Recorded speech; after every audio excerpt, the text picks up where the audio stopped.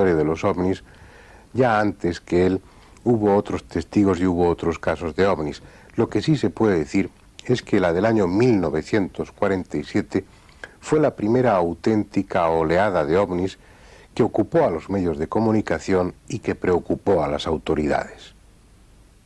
Los ovnis se dejaron ver en esos días como si quisieran hacer una exhibición, un alarde de su presencia en nuestro mundo. Evolucionaron descaradamente ante millares de testigos, acompañaron a aviones civiles y militares durante horas y, lo que resultaba más preocupante, sobrevolaban impunemente bases del ejército que hasta ese momento eran altamente secretas.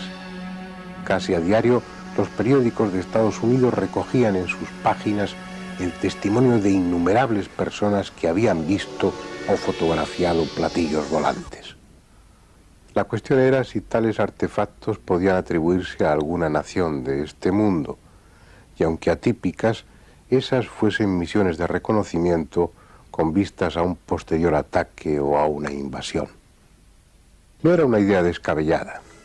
Al terminar la Segunda Guerra Mundial, los vencedores tuvieron acceso a diferentes proyectos nazis bastante revolucionarios en el campo de la aeronáutica, y no faltaron filtraciones en las que se aseguraba que los ingenieros alemanes estaban desarrollando, al menos sobre el papel, prototipos con forma de platillo volante. Este dibujo corresponde a uno de ellos, la peonza voladora des Rieber. Según se afirmó entonces, tenía un diámetro de 14 metros y un peso de 3 toneladas. Estaba provisto de 5 motores. 3 de ellos, los que movían las aspas, tenían un empuje de 900 kilos cada uno, y los 2 más grandes, los que desplazaban al vehículo, proporcionaban 5.000 kilos de empuje entre ambos. Según se dijo, la peonza volante podía alcanzar los 4.200 kilómetros hora de velocidad. Este prototipo, como el plato volador de Miete o el V-7, probablemente nunca existieron. Un análisis de los datos técnicos y varias contradicciones en las fechas de fabricación y las de las pruebas sugieren que tales modelos son una invención y que en el mejor de los casos no pasaron del tablero de dibujo. Existiesen o no tales prototipos, lo cierto es que algunos ingenieros aeronáuticos se sintieron tentados por la forma circular, diseñando aparatos de curioso aspecto que podrían, tal vez, haber sido confundidos con ovnis. Este es la tortilla volante. Se fabricaron 2 versiones, la V-173 y la XF-5U1. La Marina de Estados Unidos las tuvo en activo durante muy poco tiempo, fundamentalmente en 1947 y 1948.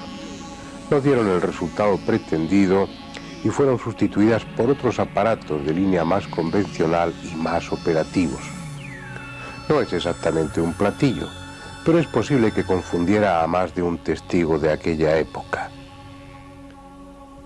Este otro es el Abro-Abrocar, un prototipo que no tuvo demasiada suerte. Más que avión, era un helicóptero compacto, diseñado para despegar verticalmente, mantenerse inmóvil en el aire y una vez en ruta alcanzar los 480 kilómetros por hora. Esas eran las pretensiones y otro fue el resultado. Apenas se elevó unos metros sobre la pista de prueba y su gobernabilidad dejó bastante que desear, así que a pesar de su atractiva forma y del dinero invertido, el proyecto se abandonó. Desde esos años, la tecnología aeronáutica ha evolucionado sensiblemente, alcanzándose velocidades impensables hace 4 décadas. También se ha recorrido un apreciable camino en cuanto a autonomía, maniobrabilidad o confort, pero manteniéndose fieles a unas formas y unos medios de impulsión. Los aviones siguen siendo aviones, y muevan hélices o turbinas, los motores responden al mismo principio. Los ovnis, en cambio, son otra cosa. No hay alas ni timones, no hay hélices ni toberas. Nada interrumpe su bruñida superficie. La tecnología que mueve esas naves no es más adelantada que la terrestre, es radicalmente distinta. Para alcanzar ese nivel, los humanos tendríamos que seguir un camino diferente al que hasta ahora hemos seguido. La información acumulada en estos largos 40 años no permite deducir cuál es la fuente de energía que anima a esos extraños vehículos, pero sí parece claro que su sistema de vuelo nada tiene que ver con la aeronáutica, esto es, con la navegación en el aire, sino que se basa en principios muy diferentes. Ellos actúan como minúsculos planetas dotados de su gravedad propia. Son pequeños imanes en relación con otro imán gigantesco que es la Tierra. Y cambiando o no de polaridad, consiguen ser atraídos o rechazados por ese imán y equilibrando ambas fuerzas consiguen mantenerse inmóviles en el aire. Esa autonomía gravitacional les permite realizar maniobras impensables para un avión o un cohete convencionales, como pasar de una velocidad de varios miles de kilómetros hora a una velocidad cero en un instante, o hacer la maniobra contraria, descrita con mucha frecuencia por los testigos, esto es, pasar de estar en la inmovilidad a moverse a una enorme velocidad sin aceleración progresiva. En la misma línea pueden considerarse otro tipo de maniobras también observadas frecuentemente, como su trayectoria en ángulos sin disminuir la velocidad. Otro dato a favor de esa hipótesis son los cambios de coloración y luz en torno a los ovnis, que parecen relacionarse con su velocidad y la ionización del aire alrededor del objeto, consecuencia probablemente de un campo electromagnético muy intenso. El hecho es que los ovnis producen perturbaciones claras en su entorno, como objetos físicos que generan una intensa energía. Uno de los efectos estudiados desde hace años por su relativa frecuencia son las huellas, consecuencia de sus aterrizajes o de su proximidad al terreno.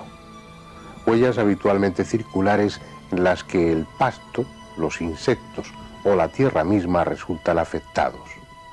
Cualquiera de esas huellas podría servir de ejemplo. Voy a referirme a una que tiene la ventaja de permanecer visible a pesar de los varios años que han transcurrido desde que se produjo.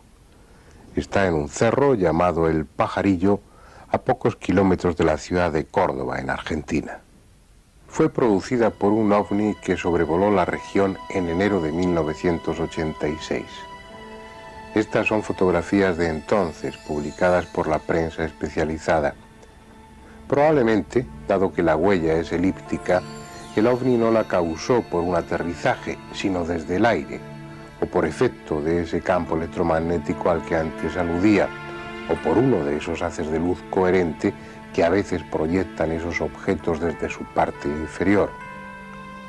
Una extraña huella. En su día el pasto estaba quemado ligeramente, chamuscado, pero de arriba a abajo y sin haber ardido. Los insectos y pequeños animales que habían quedado dentro de la huella estaban secos, deshidratados, como si un calor súbito e intenso hubiera evaporado en unos instantes todo el líquido de sus tejidos. Al cabo de unas pocas semanas el pasto volvió a crecer, y más vigoroso que antes. Sin embargo, el ganado lo rechazaba. Comía el pasto de alrededor, pero no el del interior de la huella. Ni siquiera entraban en ella, como si su instinto captara algo nocivo. Pero lo extraordinario es que un año después se produjo un incendio en el cerro, un incendio normal, y todo el pasto ardió, excepto el de la huella, tan crecido y aparentemente combustible como el resto. A pesar de todo, las hierbas y la tierra de la huella no mostraron nada especial cuando fueron analizados en el laboratorio. La razón de su incombustibilidad y el alejamiento del ganado no pudo ser aclarada. Cuando estuve allí habían transcurrido casi 4 años desde que se produjo la huella, desde que el ovni dejó aquella elipse sobre el cerro. No se diferenciaba del resto del pasto de aquella zona nada más que por el color, ligeramente más claro en el interior de la huella, pero ya el ganado no la rechazaba. De hecho, mi propio caballo estuvo caminando por el interior de la huella con toda tranquilidad. Sin embargo, algo diferente seguía ocurriendo. El ingeniero de sonido y yo comprobamos que en el interior de esa elipse, de esa huella, solo en el interior de ella, se producían interferencias en la pequeña emisora del micrófono. Todo indica que 4 años atrás aquella zona había estado sometida a un campo electromagnético de una intensidad extraordinaria.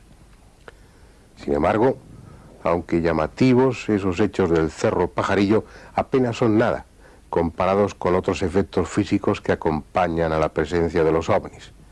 Efectos físicos que en ocasiones pueden llegar hasta dejar a oscuras a millones de personas.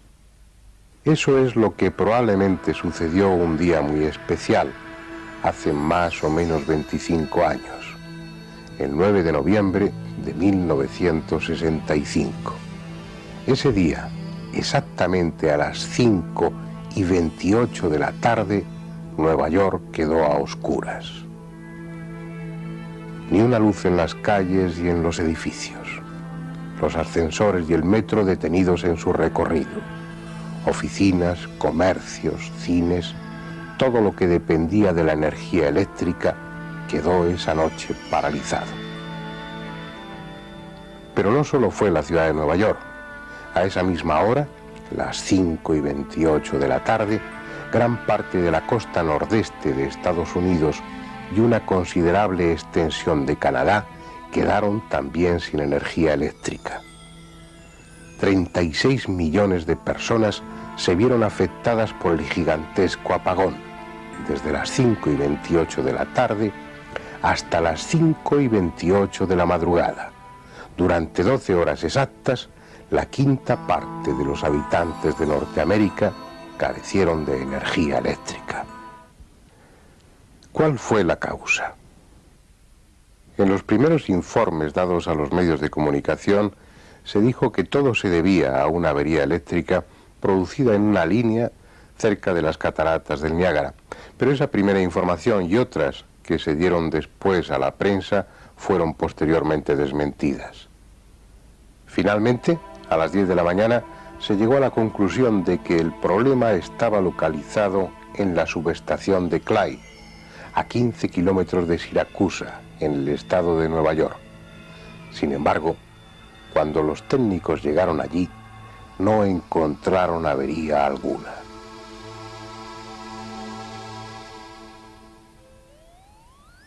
A pesar de todo, es posible que fuera en ese lugar donde se inició el problema. Unos instantes antes del apagón, un piloto privado, Wilson Ross, que se aproximaba a Siracusa para aterrizar, vio justo cuando estaba sobrevolando las líneas eléctricas inmediatas a la subestación de Clyde, una enorme bola roja muy brillante, de unos 30 metros de diámetro, que se desplazaba sobre el tendido eléctrico. Al mismo tiempo, Robert Walsh, un delegado de la Agencia Federal de Aviación, contemplaba desde otro ángulo la misma esfera roja. En total hubo 5 testigos que vieron un objeto volante no identificado sobrevolando las líneas eléctricas junto a la subestación de Clyde, donde según los técnicos se inició la avería. No puede afirmarse rotundamente que los ovnis fueran los responsables del apagón. Sin embargo, todo parece indicarlo. Vamos a ver si no